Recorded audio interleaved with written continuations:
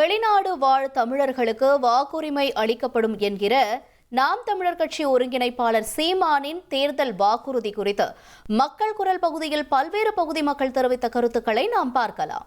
இப்போ நிறைய பேர் வெளிநாடுகள் படிக்கிறதுக்காகவும் வேலைக்காகவும் வெளிநாட்டில் போயிருக்கிறாங்க. என்னதான் அவங்க வெளிநாட்டில் இருந்தால் கூட நம்ம தமிழ்நாட்டிலேயே அப்படிங்கிற ஒரு கஷ்டத்தோடு தான் இருக்கிறாங்க. இப்போ இந்த எலெக்ஷன் டைம்லலாம் பார்த்தா நம்மளால் ஓட்டு போட முடியலையே அப்படிங்கிற ஒரு மன வருத்தம் அவங்களுக்கு இருக்குது. இப்போ இந்த ஒரு அவர் சொல்லியிருக்கிற ஒரு தேர்தல் அறிக்கை மிகவும் போற்றக்கூடியது, வரவேற்கத்தக்கது. வெளிநாடு வாழ் தமிழர்னு சொன்னீங்கன்னா இங்கிருந்து வேலைக்கு போகிறாங்க, இங்கிருந்து டூரிஸ்ட் விசால போகிறாங்கன்னா அவங்க ஆல்ரெடி ஓட்டுரிமை பெற்றவர்கள். அவர்களுக்கு ஓட்டுரிமையை சீமான் தேர்தல் வாக்குரிமைப்படி அவர் சொன்னபடி தேர்தல் வாக்குறுதி பொருந்தாது. ஏன்னா அவங்களுக்கு ஆல்ரெடி ஓட்டு இருக்குது. அதுவே இங்கேருந்து வெளிநாட்டில் போயிட்டு அவங்க வேற ஒரு நாட்டில் குடியுரிமையில் அங்கே குடியுரிமை பெற்று இருந்தாங்கன்னா அவங்க அங்கே ஓட்டு போடுவாங்க. அப்போ அங்கே ஓட்டு போடுறவங்க எப்படி இங்கேயும் ஓட்டு போட முடியும்? ஒரு ஆள் 2 நாட்டில் ஓட்டு போட முடியும் எந்த சட்டத்துலையும் இடம் இல்லை.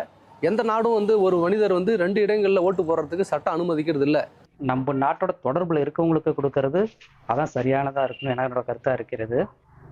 மற்றபடி இந்த நாடு வேணான்னு சொல்லி அந்த நாட்டில் போய் குடியுரிமை வாங்கி அங்கேயே இருக்கிறவங்களுக்கு அது இப்போ தேவையில்லை. அந்த விஷயம் தேவையில்லாத விஷயம். நம்ம நாடு வேணான்னு சொல்லி போனவங்க மாதிரி தான் இருக்குது அதை பார்க்குறதுக்கு.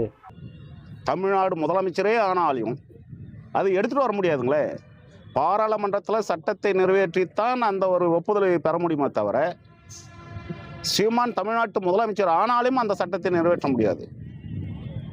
அப்படி இருக்கும்போது அவர் எப்படி அந்த சட்டத்தை நிறைவேற்றுவார்? வெளிநாட்டு மக்களுக்கு ஓட்டு உரிமை வழங்குவார். இங்கிருந்து வெளிநாட்டில் வேலைக்கு போகிறவங்க அங்கே போய் தங்கிட்டு குடியுரிமை வாங்கியிருக்கிறவங்களுக்கு இப்போ ஒரு அறிக்கை ஒன்று விட்டு இருக்கிறாரு. நான் வாக்குரிமையை பெற்று தருவேன் அப்படின்னு சொல்லியிருக்கிறாரு. ஆனால் அங்கே போய் கிரீன் ஹோல்டராக அங்கே தங்கி அங்கே வாழ்ந்துன்னு இருக்கிறவங்களுக்கு அதை பெற்றுத்தர முடியாது. மக்கள் குரல் பகுதியில் பல்வேறு பகுதி மக்கள் தெரிவித்த கருத்துக்களை நாம் பார்த்தோம். 1,27,00,000 மனங்களை வென்ற தந்தி டிவி யூடியூப் சேனல். தவிர்க்க முடியாத தம்ப்நெயில்ஸ், கலக்கலான கான்டென்ட்ஸ். நீங்களும் இந்த குடும்பத்தில் இணைய இப்பவே சப்ஸ்கிரைப் பண்ணுங்க. அசுரபலம் கொண்ட எங்கள் டிஜிட்டல் கரங்களில் உங்கள் விளம்பரங்களை சேர்க்க வாட்ஸ்அப் பண்ணுங்க.